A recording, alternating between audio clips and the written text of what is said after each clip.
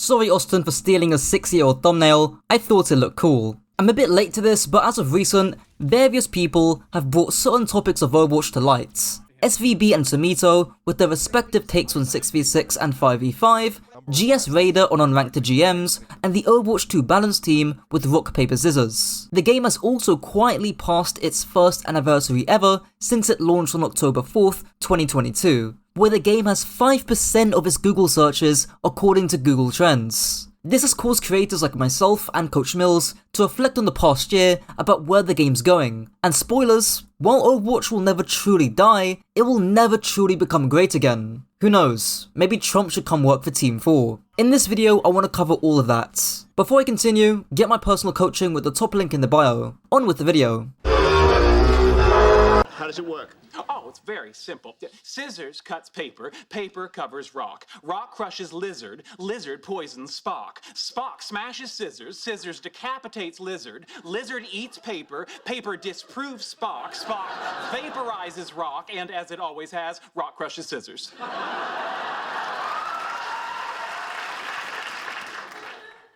I'm sorry, can you repeat that? A lot of people have voiced how rock paper scissors the tank role feels. And this is nothing new, and is an issue that's been plaguing the game since the release. Back in 6v6, because there was a second tank, you would often mitigate a lot of the one-on-one tank counters that would go on. In a Ryan Zarya mirror for example, the Ryan doesn't just walk on the Zarya as he does now, since back then, you would have another Reinhardt to focus on first. So, is rock paper scissors a valid issue? Well, kind of. Say you're playing Reinhardt into Bastion or Orisa. What do you actually do? And more important, how do you feel playing against Bastion or Orisa? Help me please! I'm very sure I argue against rock, paper, scissors. Hello?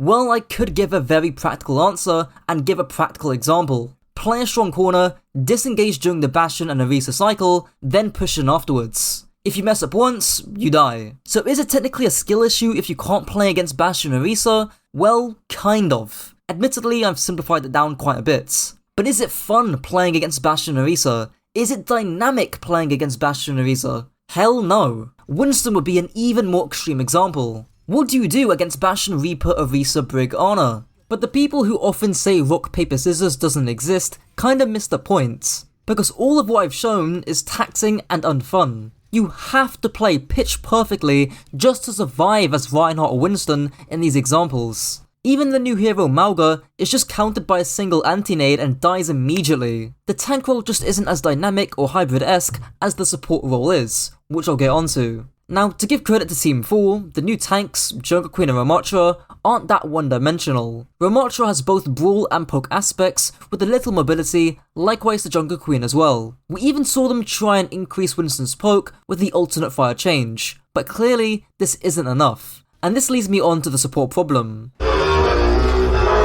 Now, what even is the so-called support problem, and is it even a thing? Before I begin, I actually scripted this section before the mid-season patch came out, but I still think all the same points apply because the dev team haven't really tackled the fundamental issues with each of the OP support heroes. So the support problem is the premise that supports are overpowered in some way, shape or form, which therefore makes the experience of playing tank or DPS much worse. With tank, people like SVB have voiced the frustration with how they just can't kill anything on tank despite using and landing the majority of his cooldowns.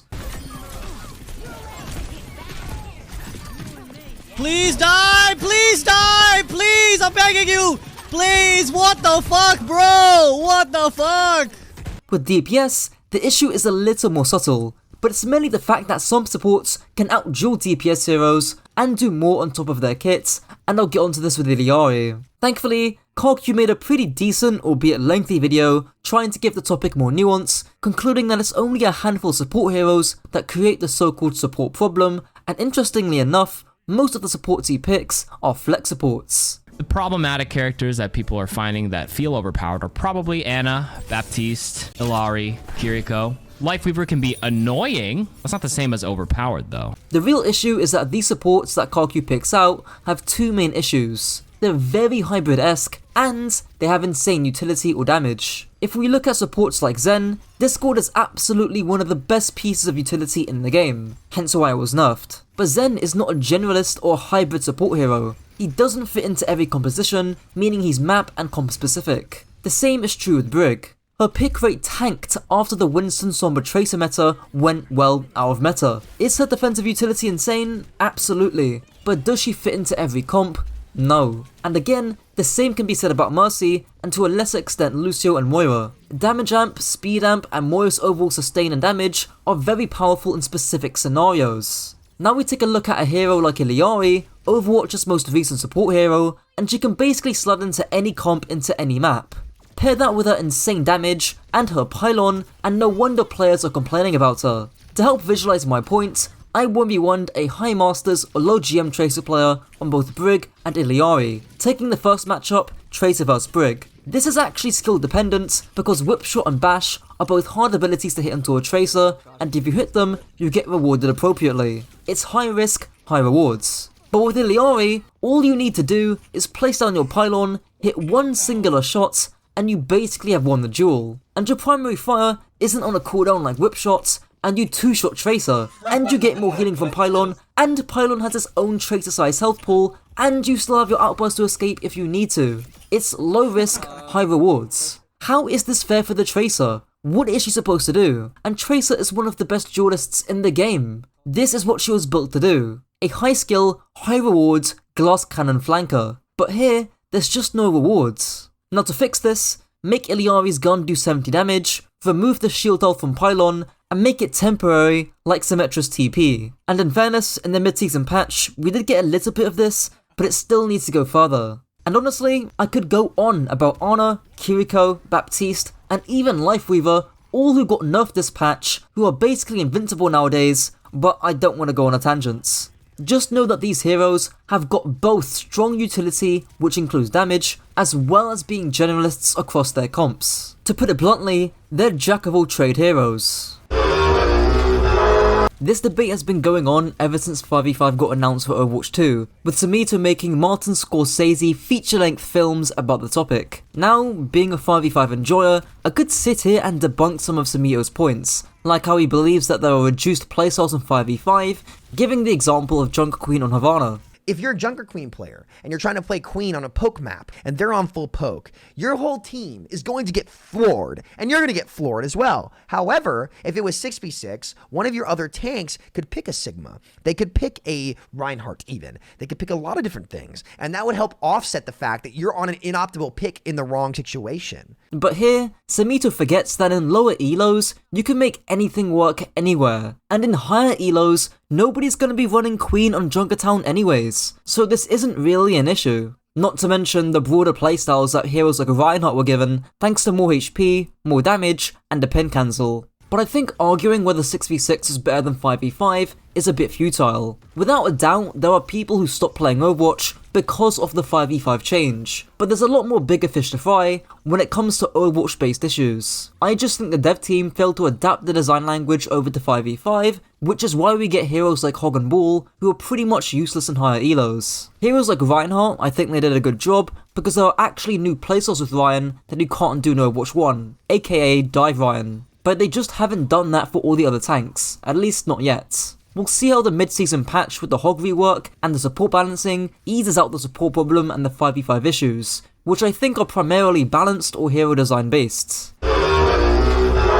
This section is going to be short because not many people care about why unranked GMs are bad, and GS Vader already made a pretty good video on it, but just know that a lot of people who do unrank the GMs, including Awkwards, don't do it because they actually think it's educational. People need to understand that damage is not the only way to climb rank. Sure, there's absolutely a time and place for it, and if you're someone like Awkwards with insane mechanics, that will be the lowest path of resistance. But living longer with great positioning, maximizing the effectiveness of your damage with target priority, and just getting more out of your utility are all ways to climb rank. There's multiple ways to skin a cat, and there's multiple ways to get to the top.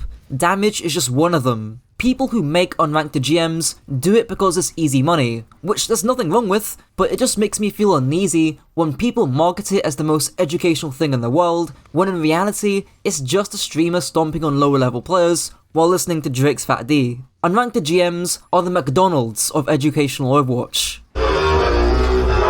I think we all know this deep down, but Overwatch will likely forever be a mediocre game. It'll never die, sure, but it'll never reach the heights of Valorant or CSGO or even Apex. They broke the community's trust with the partial PvE cancellation, alienated a large chunk of their player base with 6v6, catered to support soft launch, and overall made the ranked experience worse compared to Overwatch 1. At the core, the game is still fundamentally fun and unique. The design team have done a pretty good job integrating the 5v5 feel into the new heroes, which make them dynamic and engaging to play. It's just a shame that this is almost too little too late. When balance isn't great, ranked isn't great, the content is becoming stale, and the promises are just lies, it's hard to see this game having the brightest of futures. So that's what's happened to Overwatch. Thank you for watching, and let me know your thoughts down below. Until next time.